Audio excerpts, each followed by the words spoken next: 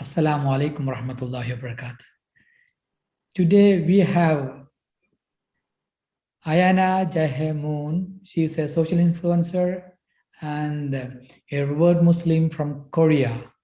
She will be sharing her experience today with our audience and viewers. Hi, welcome to the World Muslim Communities Council Achievers and Contributors Forum. Could you Yes, please. Okay. Assalamualaikum warahmatullahi wabarakatuh. I'm Ayana Jihye Moon from South Korea.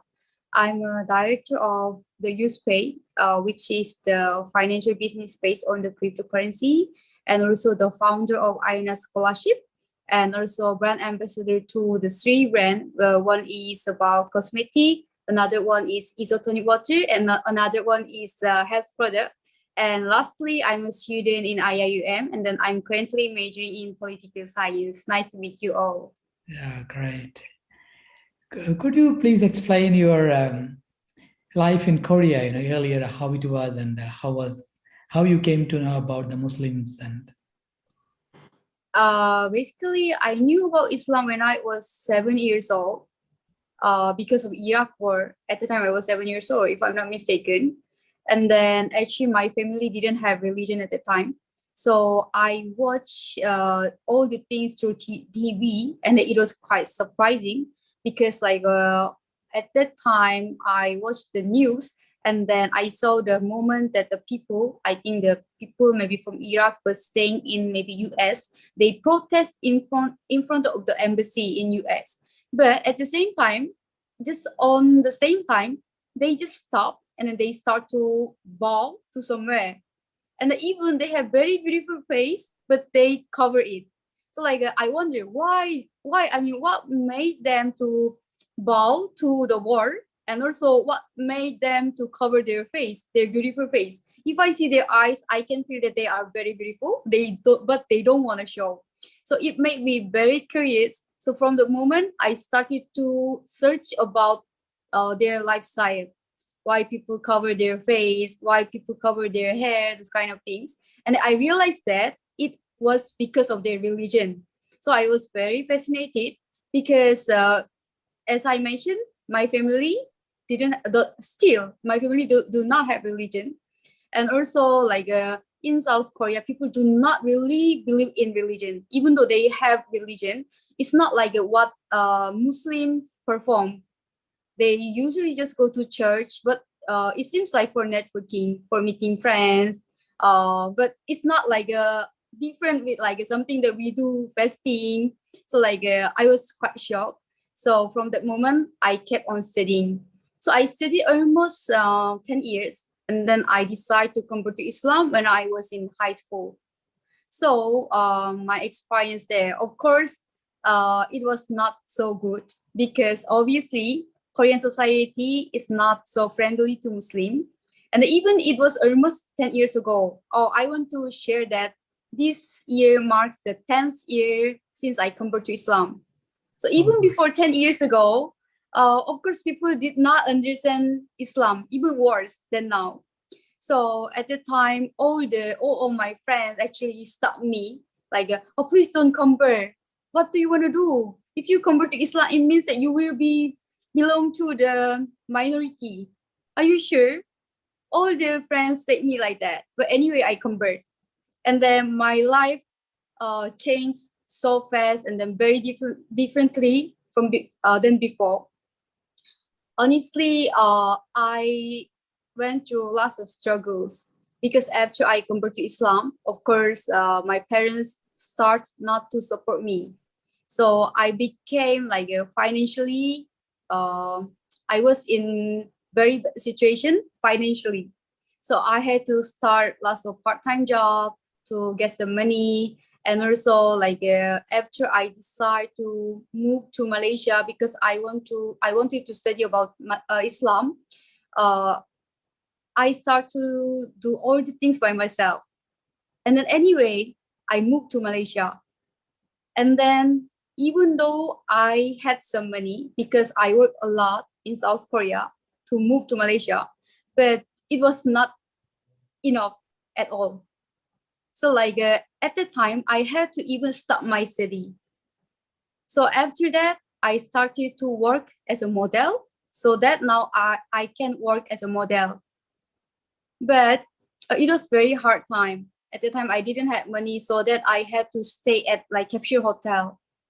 I even didn't have money to stay at 3-star hotel, so that I had to just stay at capsule hotel, which is like a very cheap, like below 50 ringgit.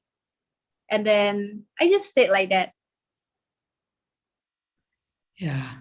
So now I think you have more than 1 million followers there in. Yes, I have. Yeah, great. And also you're promoting this kind of Islamic dress codes and also some cosmetics. Yes, cosmetics, drink, health product, a lot. Yeah. So other than that, do you have any, because those are all those things are very commercial things. Other than the commercial, do you do any other work? Yeah, because as I mentioned, I already went through lots of struggles, especially related to finance, like all kind of financial things. So that I decided to create Ayana Scholarship in IIUM because I know like how struggle they are. And then I still remember the feeling that when I left the university because of money, so that I would like to help the students through Ayana Scholarship. This is what I decide currently.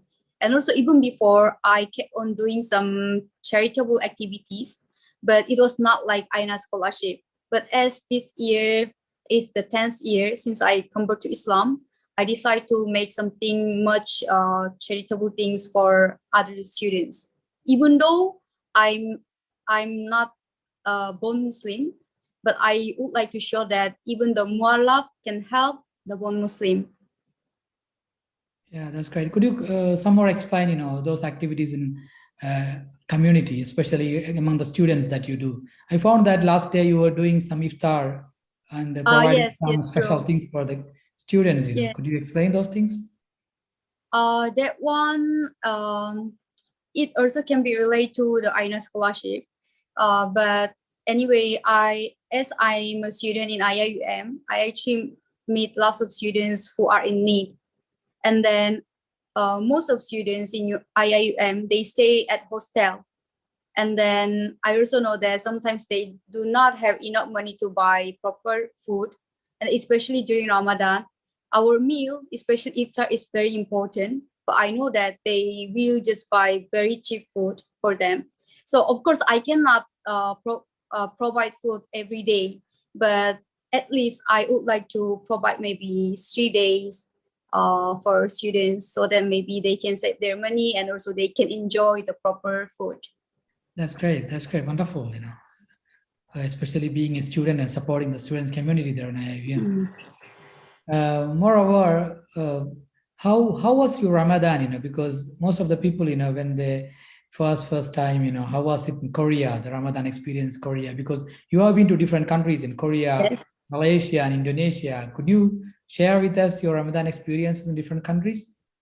Okay. I convert to Islam on 29 April 2012, so 10 years ago.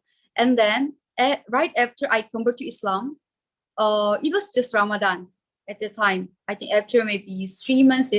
So of course, like I was already aware of Ramadan, but of course it's quite hard. And then I don't know whether Sir is watching the K drama or not. But if people who watch the K drama, Korean drama, they already know that how passionate all Korean students for education. So our academic schedule is very hectic, very tight. And then at the time it was quite hard because I had to fast, but at the same time I had to follow the academic schedule. And of course, my school did not understand my situation because no Muslim in my high school. So like at first, I just decide, okay, I know that I cannot fast fully but at least I try as much as I can. So maybe on the first day, I fast maybe for 3 hours. After that, 5 hours. After that, 7 hours. And then sometimes back to 5 hours. And then sometimes, okay, today I cannot puasa, I cannot fast. So I drink. So I just break my fast. So I just kept on practicing. Like even though I already knew that I could not finish the fasting, but at least because what I learned from Islam, our intention is very important. So at the time, I just tried. And then the funny thing is, at the time, of course, all of my friends were non-Muslim, and then they didn't know about fasting at all. So they sometimes tempt me with food and drink. You want to drink this? You want to eat this? Like that. Of course, they did not know that it was forbidden in Islam. But it was maybe for them, it was very fascinating because like someone suddenly convert to Islam, and then someone suddenly say that, oh, I cannot eat because I'm Muslim. Now it's Ramadan. So like maybe they want to try whether I break my fast or not. Yeah, that's great. Then after that, you move to Malaysia because it's another different atmosphere. Everybody fasting and all the crowd going together to the mosque. What's the difference in the feeling? Because to be honest, when I was in South Korea, even during my first Ramadan, I did not know about Tarawih well because there is no ustaz. There was no ustaz. There was no proper institution for mualaf. Of course, there is masjid and then there is imam, but it doesn't mean that I can see him all the time. I mean, and also I'm just a young student. How come I just try to meet someone in masjid and ask them to teach me? So I did not know about Tarawih. So at that time, during my first Ramadan, I did not do Tarawih at all. But after I moved to Malaysia, I realized that there is Tarawih, and then I have to Salat after iftar. So it was my first time to perform Tarawih and at the Masjid Wilayah in KL. And then my feeling was I almost wanted to cry because it was my first time to feel that I belong to somewhere. Because in South Korea, I did not have any Korean Muslim friends. So I was alone. So when I was performing Tarawih at the Masjid Wilayah, I felt like, oh, now I have a family. Now there are many people who can accompany me to Salat, even last of Lakka. And also after that, we hug each other right after all the prayer, we say salam and then we hug. So it made me oh, now I belong to somewhere, like that. Yeah, that's a very interesting story. And also you work in Indonesia, I think, because most of your followers are from Indonesia. Yeah, Indonesia and Malaysia. Yeah, that's Indonesia. When we consider that's where we have the most number of Muslims living now in the country. True. So how is the experience there in Indonesia? Indonesia, actually the reason why I moved to Indonesia from Malaysia is when I was in Malaysia, the situation was not good. As I mentioned, I was struggling financially. And then at the time, there were another problems as well. So that my life was not so good in Malaysia. So at that time, I also got an offer from Korea. And also my mother visited me in KL. And then when she saw me, she cried because she said to me that you look so tired and that you look unhappy at all. So when I saw my mom's tears, it made me to decide to go back to Korea. And at the time I thought that, okay, I failed. My journey totally failed. It's time to go back. And then before going back to Korea, I just visit Malaysia for meeting my friends, for meeting my Indonesian friends. And then someone just asked me to appear on one TV show just for fun. And then I just appear. And then suddenly, lots of people start to like me. And then I got many offers from some brand. So that I just decided, why not? Maybe I can restart my life in Indonesia and then come back to Malaysia to finish my study. So I started my career in Indonesia. Yeah, so now you have a lot of friends and you're working for different companies. Yes. Please give some notes on those things. Is specifically about what, sir? No, the work in Indonesia normally we do, About my work. Yeah. I mean, the So social media activities. I found that sometimes you teach Korean language to people and also some Islamic but that tips one to the that one is people. just a part of program, but I do not really teach Korean languages. But anyway, about my work, I work as a model. So usually work for like a TV commercial and appear on TV, and also just for billboard, and also work as a beauty model, Muslim fashion model. All those modeling things are my work. Which are the TVs, you normally work there in Indonesia? TV Oh, channels. just like lots of channels because I work as a freelancer. So I just appear on like the various TV shows in Indonesia. So now you have learned the Basha or? Oh yeah, sure. That's great. So how do you think, connecting, because we have been bringing different people from different genre of the life to our show. So how do you think connecting different people from around the world,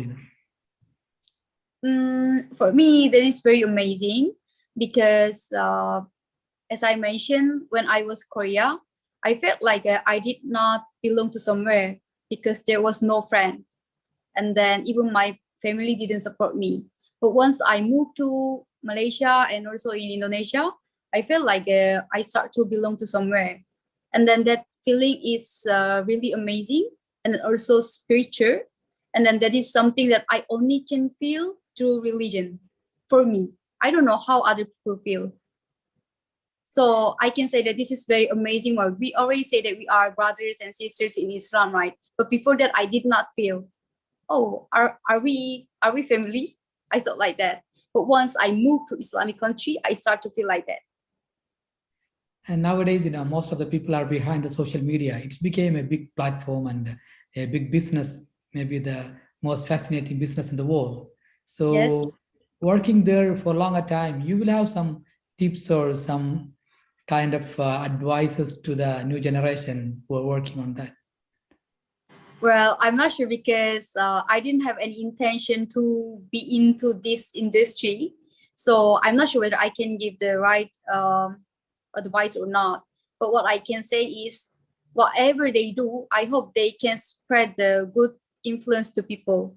I mean, like what Islam teaches us, not just using the name of Islam to earn money.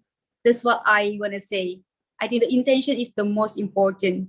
I mean, the reason why, because before this, I got lots of offer from like a movie and drama as well, but I did not accept because that is not my passion.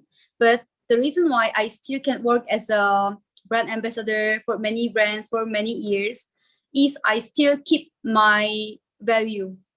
I mean, like I do not sell any like cheap thing. Cheap thing means it does not mean the product which is cheap, but I mean like just using the name of religion and then just like showing off our ibadah.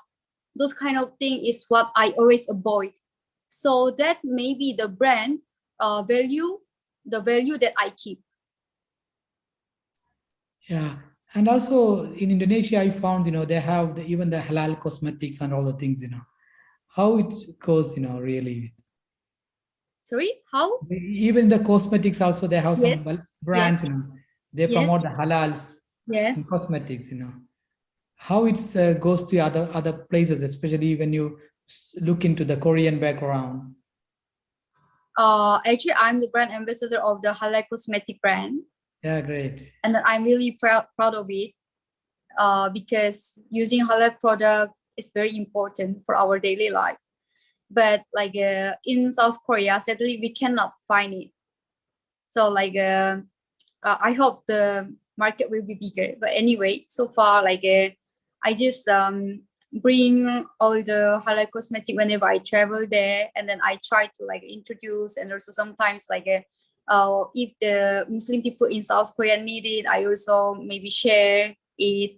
So that like this is I consider like one of the way that I perform da'wah as well.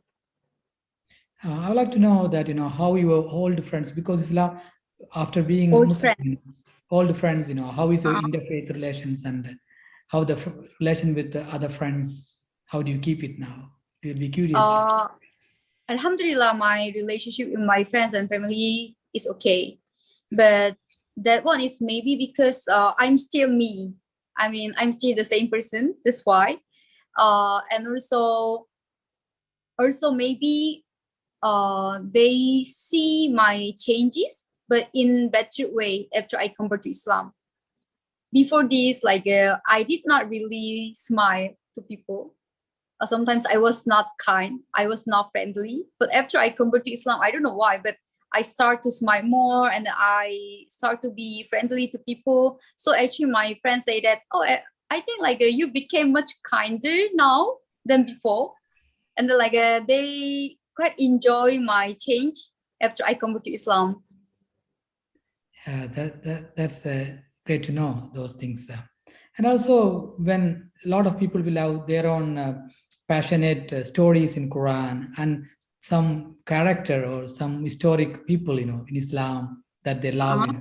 Do you have any specific women or any others, in Islamic stories that you love very much? For me, Khadija, because last time during my another semester, I just try to find someone who can be the good example for women. And then I don't know why at the time I just try to find someone who is from Western society. And I just search all the things. And I realized that we have it. That's Khadija. I'm like, she's the one who actually support the army during the prophet period, like financially and also mentally. She was very nice woman, and also she was very strong.